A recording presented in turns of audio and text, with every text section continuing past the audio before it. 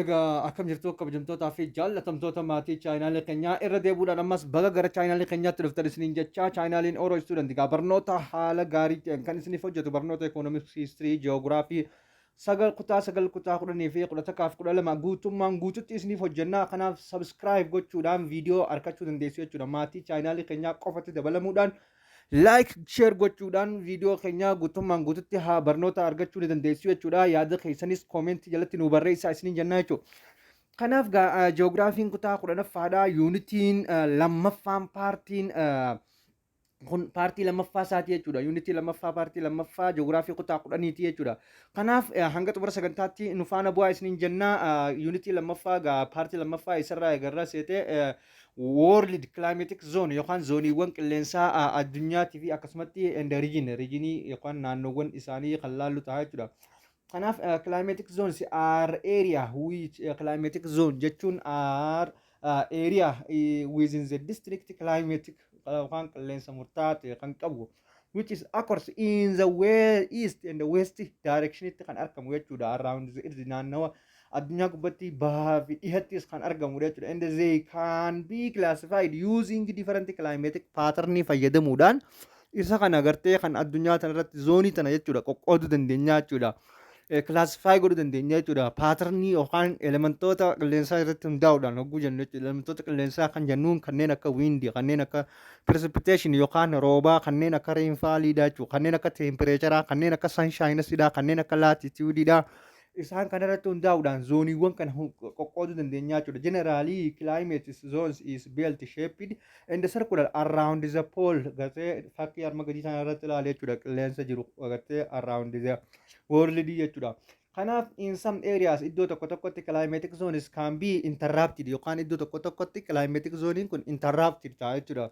Kan yookaan wanta ta'u jechuudha jeeqamudha. Maaliin by mountain faadhaanis jiraachuu danda'a waan taateef elementoota kaanirraa addatti ooshinii faadhaan qilleensa galaanaa fi qilleensi gaaraa jiraachuu danda'a. World climatic patterns reflect to regular dependably operations of major climate control irratti gartee reflect pattern yookaan climate control warreen godhan jechuudha.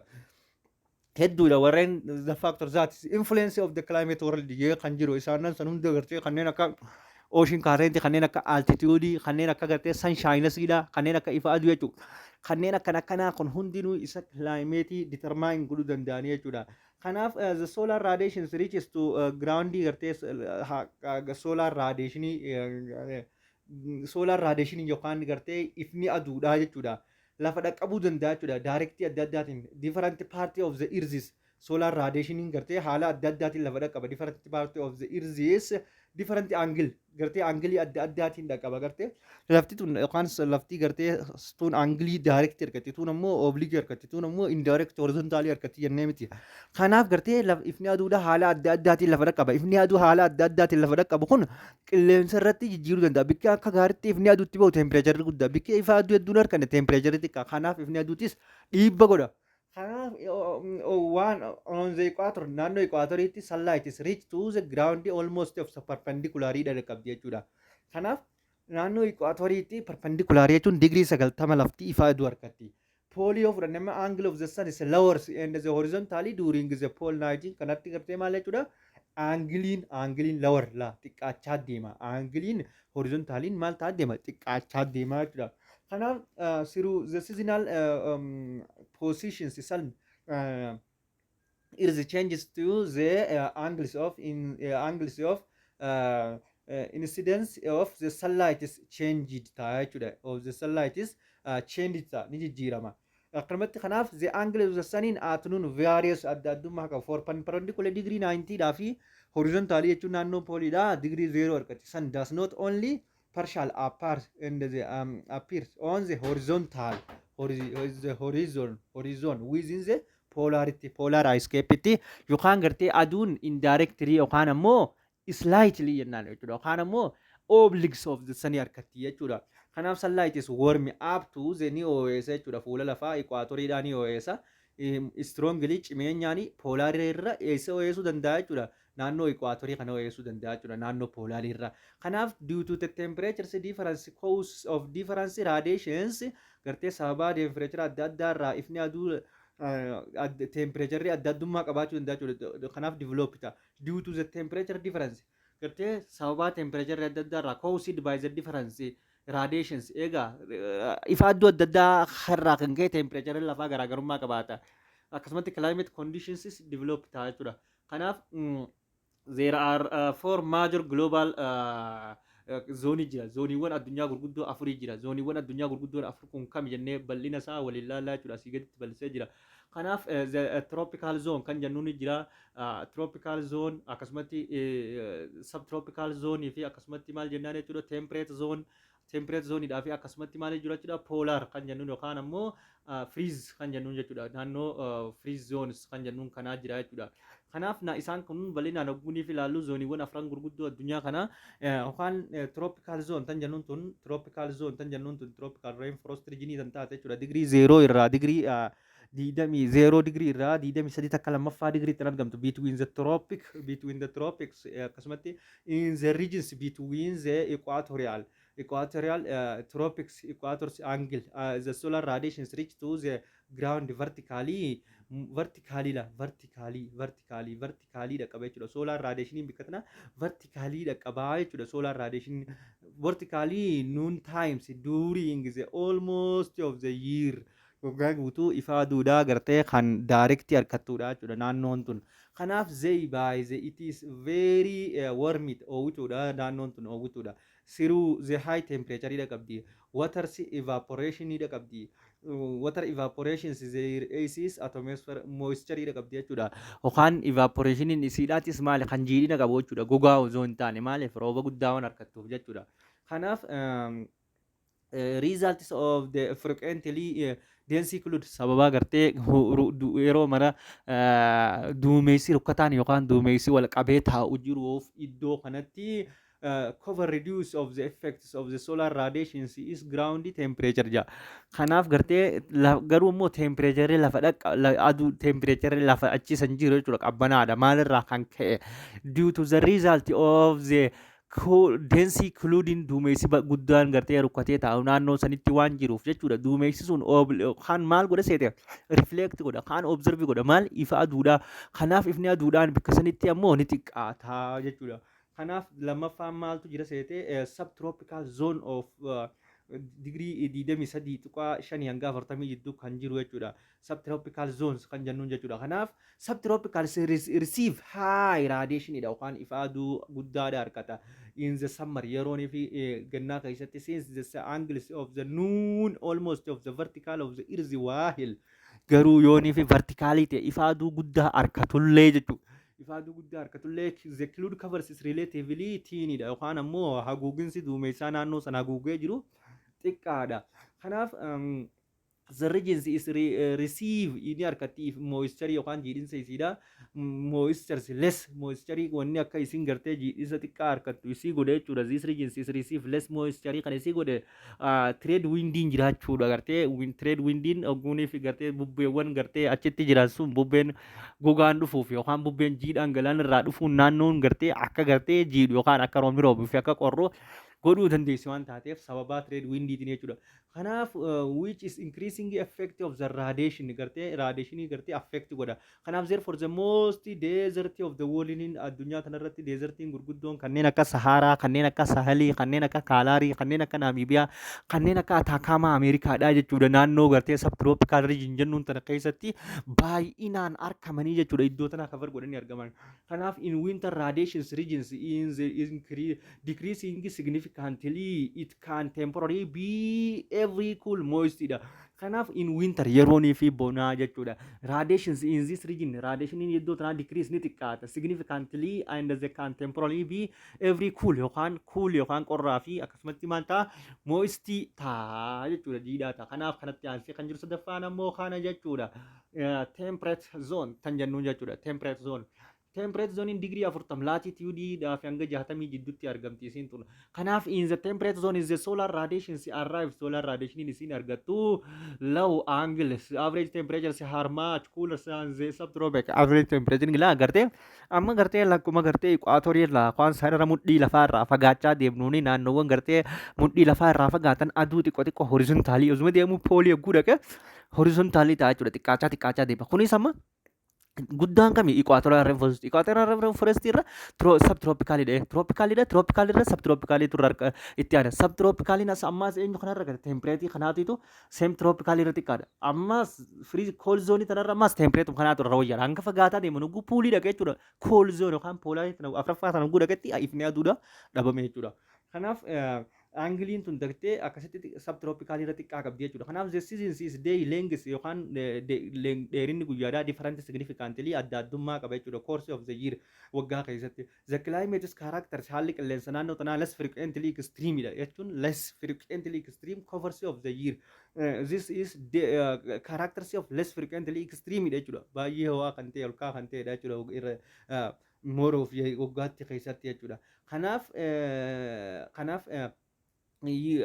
maal jennaanis seete regularly climating kun more regularly distributions of precipitations over year is longer vegetations period of therefore it is named maal jedha temperate jennaanii jechuudha. Kana jechuun climate is characteries less frequently extreme dha jechuudha. Hamaa miti qilleensi less frequently extreme akkasitti humnaa ol hamaa miti wanti sidhaa climatein sidhaa regularly dha. Akan dhaabbataa kan ta'e distributions of precipitation over year keessatti hogguu argannu longer vegetation akka jiraatu ni godha jechuudha.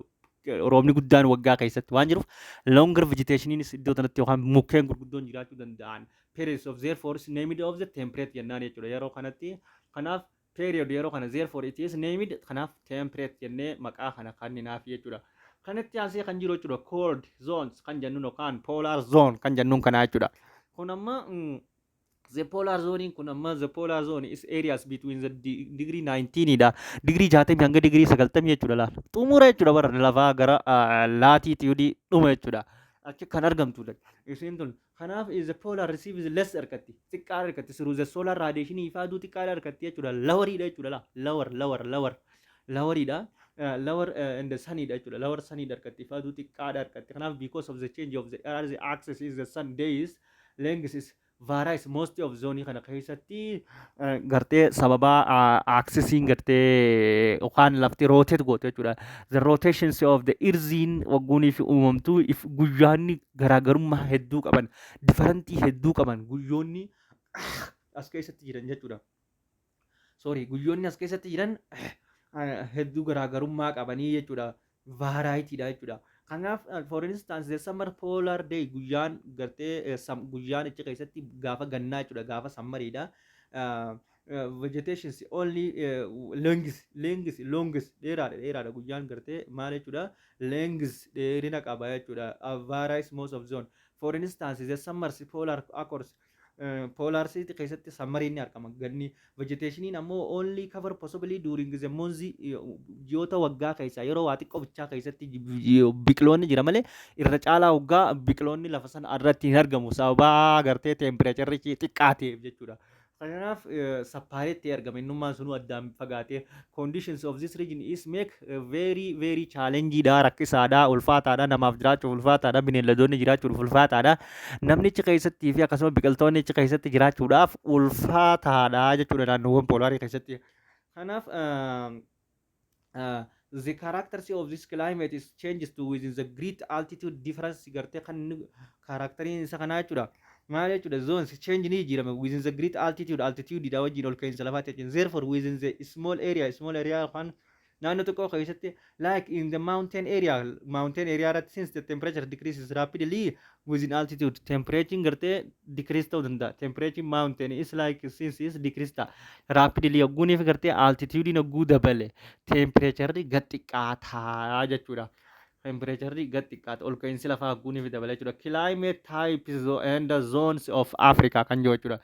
Taayipii yookaan taayipii isaaniitii fi zooniiwwan Afrikaa kan jennuun jechuudha. Kanaaf the climates of Africa characterized by the range climatic such as the equatorial climatic, tropical with dry climates, qilleensi Afrikaadhaa kun reenjii kilaayimeetii adda addaa qabaachuu danda'a. Ikwaatoriyaal kilaayimeetii qabaachuu danda'a. Tirooppikaal wiit yookaan qilleensa jiidhaa gogaa kan jennuun qabaachuu danda'a. Akkasumatti tirooppikaal moonsoon qilleensa galaanaa qabaachuu danda'a. Samii eerid kilaayimeet gammoojjii walakkaa qabaachuu danda'a yookaan samii deezertii steepis kan jennuun jechuudha. Yookaan ammoo deezertii kilaayimeetii qabaachuu danda'a. Qilleensa gammoojjii dhugaa san hyper arid climate arid kan jennuun yookaan akkasumatti ammas and the subtropical high climate qabaachuu danda'a jechuudha. Qilleensa subtropical high climate kan jennuun qilleensota kaaraakteroota qilleensaa kana hunda qabaachuu dandeessi jechuudha. Afrikaan bal'inaan gaffa geessinyaan isa kana gara gadiitti ilaalla waan ta'eef temperature climate is rare across to the continent except of the at very high elevations along the fringes of the continent. Kana jechuun yookaan temperature climatein climate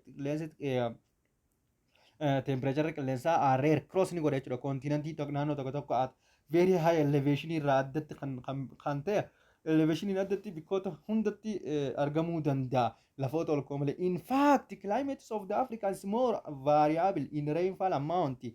Akkasumatti gartee yogguun bakka sirrii sanitti ilaallu variable rainfall akkasumatti temperature which is the constantly high da qabdi Afrikaan gartee rooba guddaa qabdi akkasumatti gartee temperature guddaa qabdi. Afrikaan desert is as the sunniidha. Sunnis aduudha jechuudha. Waan guutuun drystiidha. Qoortuudha. Goggooyduudha. Continent awning gisee prevailing presence of the subtropical ridges and subsidize hot akkasumatti dry yookaan airiinsi qilleensi hotidha fi gogduullee ni qabdi jechuudha Afrikaan. Africans is the hottest money heat related record the hottest extended regions of the years the areas within the hottest summer climate qilleensa ho'aa yeroo gannaatii fi high sunshine illee ni qabdi jechuudha. Durations garoonii fi gartee high sunshine ifa aduu baay'inaan argattus Afrikaa keessatti ni argamaa jechuudha.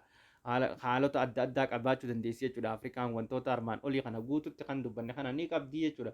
Kanaaf owning Africa's positions across equatorial and the subtropical latitude in both north and the south hemisphere several different climate types can be found within it. Kana jechuun owning African positioning akwaan argamni iddoon Afrikaan tun itti argamtu positionni siidaa kun cross godha equatorial and the subtropical cross ni qaxxaamura jechuudha. Equatorial and the subtropical latitude both north and the south jechuudha. Several different climate types can be found yogguunii fi kanatti ni argamaa jechuudha. Positionii isii kanarra dhaabbachuudhaan iddoo isin itti argamtu kana guunii fi kana jennu. Positionii siidaa equatorial inni ni qaxxaamuras akkaan akkasumatti tropical cancer ni qaxxaamura akkasumatti tropical capricorn ni qaxxaamura. Positionii isii kanarraa kan ka'e argama isii kanarraa kan ka'e Afrikaan tun gartee different climate type qabaachuu dandeessi jechuudha. Different climate types qabaachuu dandeessi jechuudha. Kanaaf the continent is mainly lies within the tropical zone between the laal garta continent isii kun within the mainly lies within the tropical zone between the tropic of cancer tropic zone tropic of cancer ni dafi akkasumatti tropic of capricorn cancer ni tropic of capricorn hence it is the interested density of the humidity qabdi jechuudha. Jiidhinsa guddaa precipitation intensity ni qabdi. Hamma roobaa gartee gahaa ta'ee fi is always high kan ta'e jechuudha. It is a hot continent ardii owwitus akkasuma ni qabdi jechuudha. Isiin tun jidduu isaaniitti warm akkasumatti gartee temperature ho'aa hot climate prevailing over African but mostly northern parts marked by aridity laal gartee aridity jechuudha. Aridity qabdi and high temperature qabdi. Aridity jechuun the water that is gartee watery yookaan bishaan jechuudha. Yookaan flow to the soil it is moved to up in the process of the growing of plantations planted jennaan jechuudha. Kanaaf bishaan gara gartee karaa dachii keessa yaa'u yookaan dachii seenu kan gartee guddina biqiltootaa keessatti irraa bahu vaapariidhaan yookaan hogguuniif during the process of the photosynthesis yogguu gaggeessitu biqiltuun takka kan baastu san aridity jechuun hamma bishaanii isa san jechuudha. Kunis guddaadha gammoojjiidha waan taateef jechuudha. Only the northern most of the southern frees of the continents have the Mediterranean climate qabdi jechuudha. Kanaaf northern most irra caalaan gartee isii tanaatun southern freeze akkasumatti continent have Mediterranean climate illee akka jiru gammoojjiidhaa fi gartee gara south yookaan noorzerii most akka indazee saawuzarii most freeze akkasumatti inda continents have maal qabdi meeditiraaniyaan kilaayimeetii ni qabdi jechuudha. Qilleensa meeditiraaniyaaniidha ni qabdi jechuudha. Kaarakterii qilleensa meeditiraaniyaaniidha ni beekni jechuudha. Kan barnoota dabree keessattis asii olittis baay'inaan barannaa jechuudha itti deena. Kanaaf the equatorial rain through the middle Africans also do the tropics of Cancer and the tropic of Capricorn, making Africans the most tropical of all continents jennaan garte waan ajaa'ibaati. Kanaaf the equatorial runs through the middle African garte equatoriin kun walakka isa Afrikaa dabra sararri mudhii lafaa the tropic of Cancer ninis ni dabra tropic of Capricorn ni dabra inni kun maaluma meek Afrikaan akka maal taatu most tropically sarara hundaan akka qoodamte jirtu addunyaa irraa isii bichaadha jechuudha. Sarara sadeenu tan keessummeessitu. Africans is a position is relatively unique. Adda amalli isitis is the sense that is almost have the mirrors images of the climatic zones to the north and the south of the equators with regard to latitude. Kanaaf maal jaan positioning si kun adda waan ta'eef almost has a mirror images of climate isidha jechuudha. Kan haala qilleensa isii kana zones northern dhaa fi south equatoritti within the regard to latitude irratti hundaa'eetii jira. Haqaan akka positionii isii irra dhaabbachuudhaan haalli qilleensa isii kun haala positionii isii argamni isiidha. Kun gartee sararoota kan akka isii qaxxaamursiisan kun qaxxaamuree jiru kun kilaayimeetiin isii akka variationii argatu godha. Kanaaf when the considering details movement of air yogguunii fi gartee baay'inaan xiyyeeffannootti kanneen ilaallu gadi fageessinee movement sochii yookaan air mass qilleensaa kana jechuudha. And the effects of the proved the basis of divisions of the continent into 80 climatic region itti qonna boo bikka 8 addaan qonna jechuudha. Climate to isii kana gaafa fageenyaan detail yogguunii fi laallu jechuudha. Kanaaf the equatorial tropicals kan jennuun equatorial yookaan wheat kan jennuun jedha.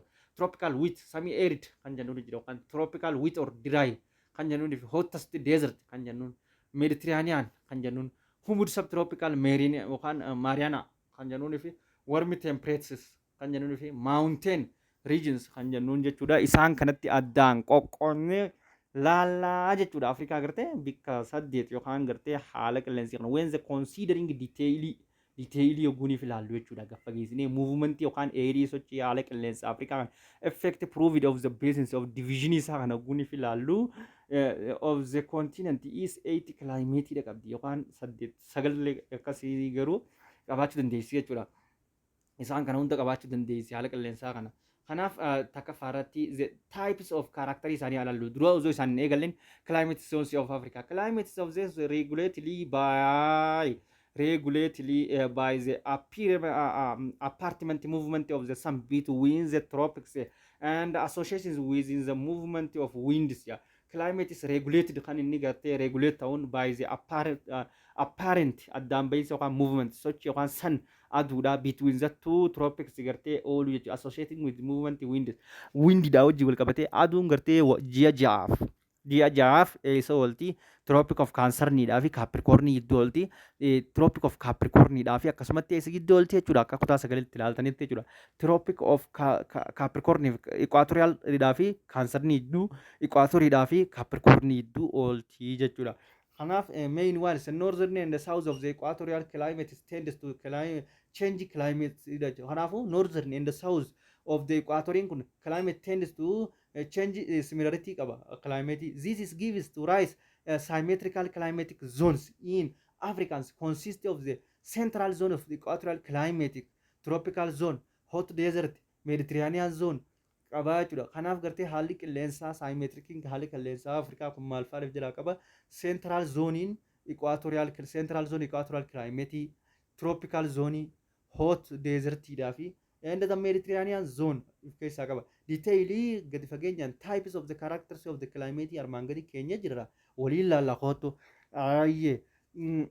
the equatorial climatic region kan jennuun jira jechuudha. Equatorial climatic region gartee akkuma duraan laalaa dhufne the equatorial climatic region is expressed the lowland area between the latitude jechuudha. Lowland dha. Kanuu lafa gadi bu'aa akkasitti gartee digirii laatitiudii 5 fi hanga 5 gidduu jaalleen ijaa iddoo tokko takkatti hanganarra fagaatu jechuudha. Asitti kan argamudha. This is coverage of mainly part of the Central Africa guututti arguu ergama. Central Democratic Republic of Congo ni jennaani Geeboon Cameroon ni argama. It is also the expressed kan inni ibsu in the southern part of the Nigeria, Ghana, Benin, Sierra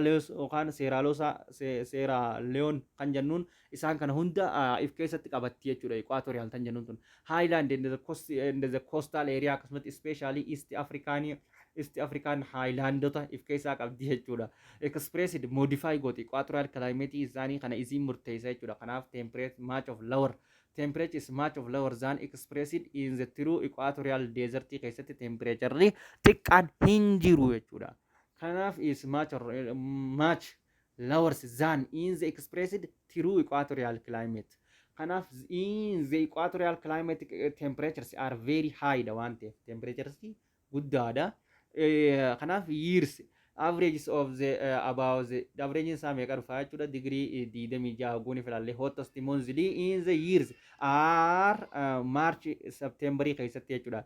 And when the sun is overhead equators gartee during the documentary keessatti aduun isa olti jechuudha. Tropic of Capricorn fi Cancerni equatorii gidduutti hogguunii fi gartee Juuniidha keessatti ammoo equatoriidhaa fi Tropic of Capricorn gidduutti Cancerii gidduu olti. Hogguunii fi Maarchiidhaa fi ammoo Saapteemberiidha gartee aduun equatorii irra olti. Kanaafuu overhead isaaniidha jennaani yeroo kanatti maaltu isii guddaadha temperature isii guddaadha. Diurnal temperature isii kan guyyaadha average isaa xiqqaadha. Maaliif temperature akka gammoojjiitti average guyyaadhaa guddaa miti jechuudha. Fudhattee gadi hin dhiiftu temperature isii garaagarummaa hedduu hin qabu. Therefore is often heavy cloud coveridha. Heavy cloud coveridha. Duumessi guddaan achitti argama. Humidity jiidhinsa guddaatu achitti argama. Siruuzayirii keessatti this region is convectional rainfall gartee hamma roobaa convectional rainfall jettiin jechuudha. Kanaaf type of rainfall keessaa akka kutaa sagaleetti ilaaltanitti yookaan convectional rainfall, orographic rainfall yookaan relief rainfall yookaan mountain rainfall jechuu ni dandeenya.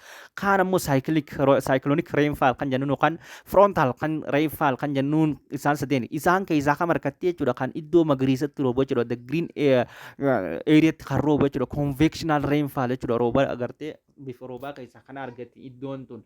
Kanaaf the tropical wheat and the dry regions kan jennuun jira naannoo jiidhaa akkasumatti gogaa kan ta'e jechuudha. Tropikii keessatti tropikiidha kunis amma tropical irraan baane. Kanaaf it is the tropical wheat and the dry region is often called of the savanna region ni jennaan jechuudha. Naannoo biqiltoota saavaanaatii fi haala qilleensa saavaanaa qabu ni jennaan. Kanarraa kan it is implies correctly that all areas within the savanna vegetation have these types of climatic wanni inni nu garsiisu gartee climatic of the savanna yookaan biqiltoota savanna vegetation akka qabuu fi amala isaan nu argisiisa.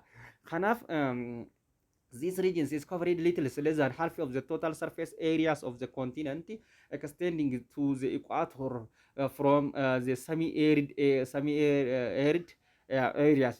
Kanaaf gartee naannoon kun half of the total surface akkasumatti walakkaa fuula lafaatii fi extended towards the equator kan dheeratee argamu naannoo semi-arid irraa jechuudha. Kanaaf the great distinctive features of this climate isa kana amalli isaa maali? Great distinctive featuring amalli isaa guddaan jechuudha. Seasonal characteridha yeroo inni rooba argatu. Kanaaf during the period of the high sun yeroo aduun guddaan jiru jechuudha. Tropical wheat or dry region kan jennuun kun yeroo aduun guddaan jiru rooba argata. Gartee high sun gartee rooba argata. During the high sun rooba argata. Maritime air mass qilleensi galaanaa produce godha. 6 months ji'a jaaf garuu ammoo rooba guddaa argata. Ta'ullee length of the rain seasons is depend on the nearest of the equator. Lengthiin yookaan dheerinni roobaa kun ji'a jaha fi achii gad ta'uu irratti hanguma equatorii irraa ol fagaachaa deemuu fi itti dhiyaachaa deemuun garaagarummaa qaba. Naannoon equatorii dhiyaatti rooba guddaa tan irraa fagaachaa deemtu akkasitti xiqqaachaa roobni deemaa jechuudha.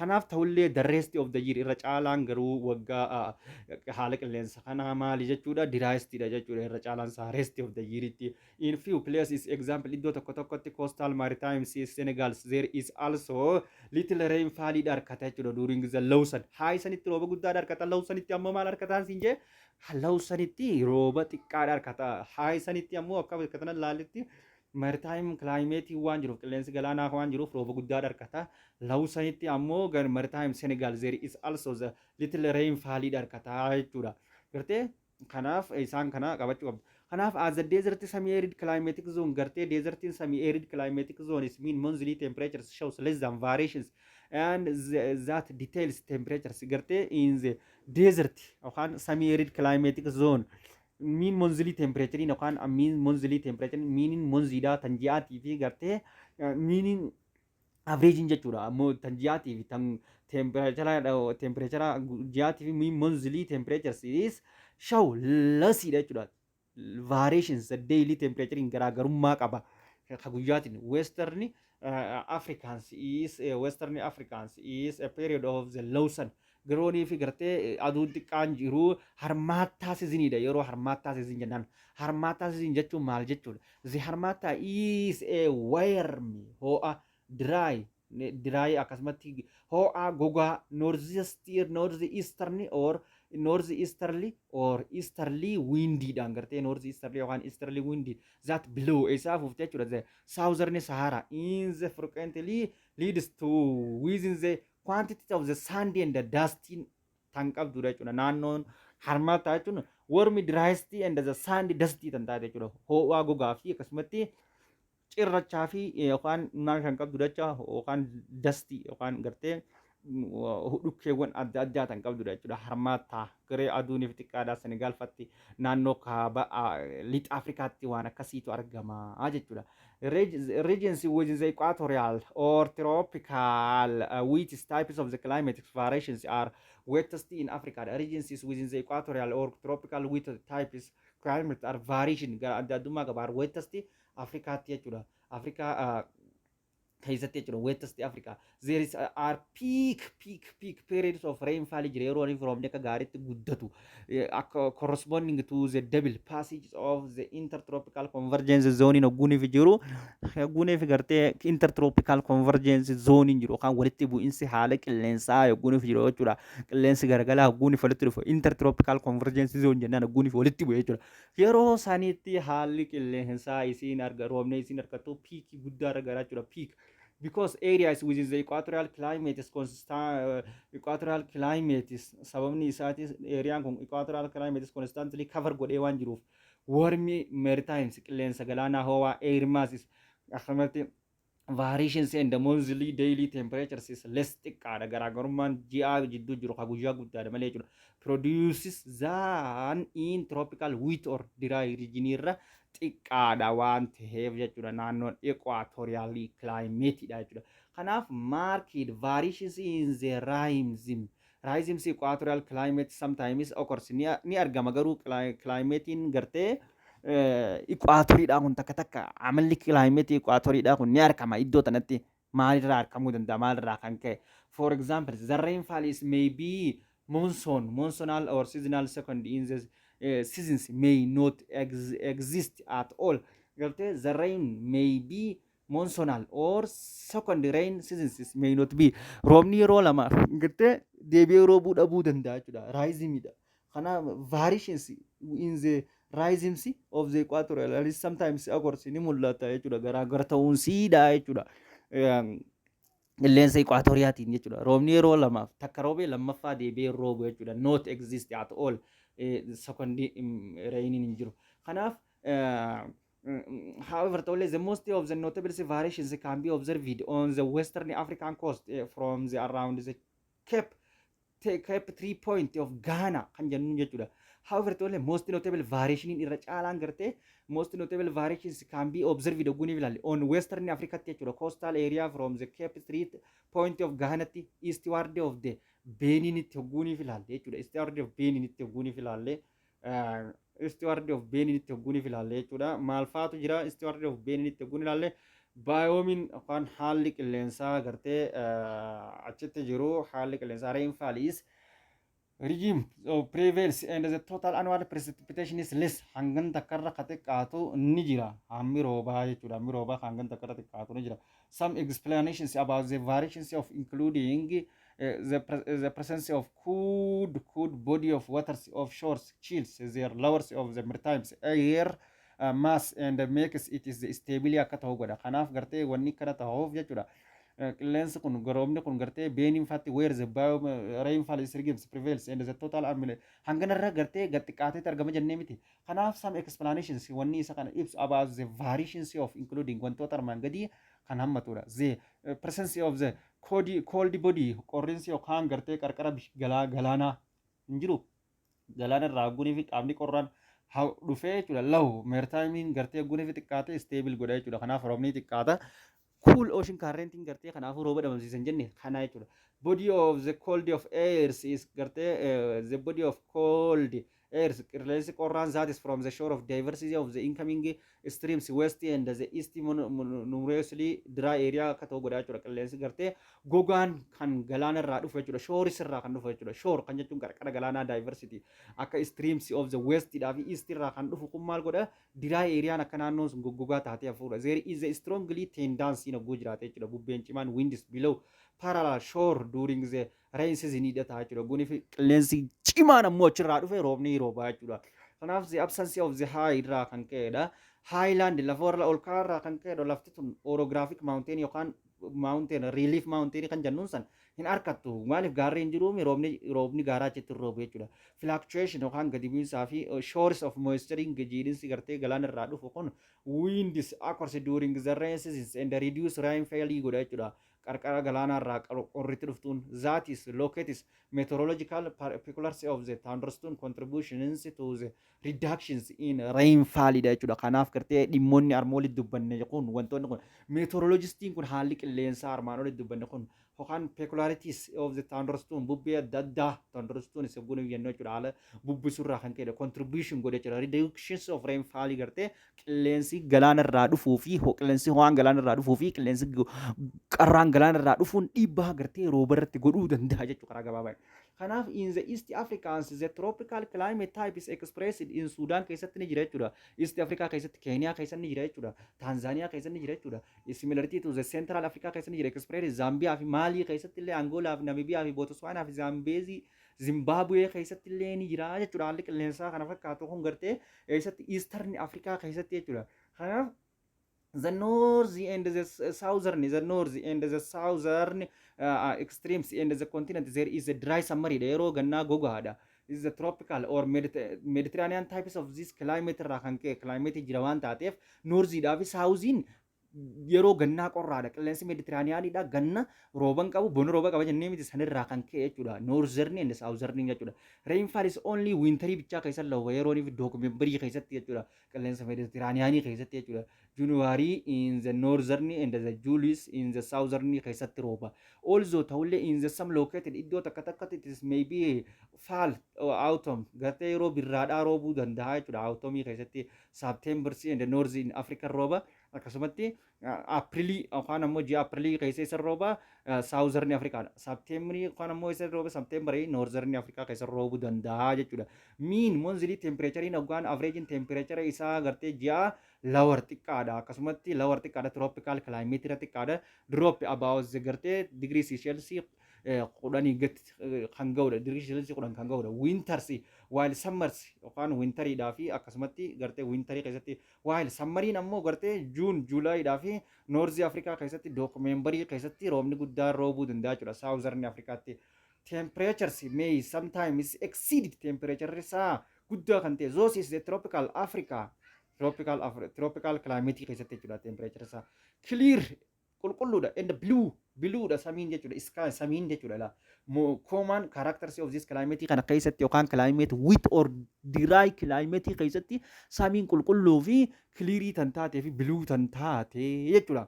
Kana jechuudha karakteriin haala qilleensaa amma wet and tropical dry wet kan jennu jechuudha. Kanaaf semi arid climates kan jedhu jechuudha. Paartii itti aanu keessa waliin ilaalaa jechuudha barattoota kiyya. Kanaaf gartee galatoomaan isiniin ja'a maatii chaayinaalii keenyaa akka taatan gartee namoota biraallee afeertanii jajjabeessuu qabdanii jechuudha. Barattoota biraa barnoota gaarii asirraa argachuu dandeessaniin isiniin ja'a yaada keessanis koomentii jedhanaaf baay'een isin jaaladha jechuudha. Kanaaf thank you naa jiraadhaa.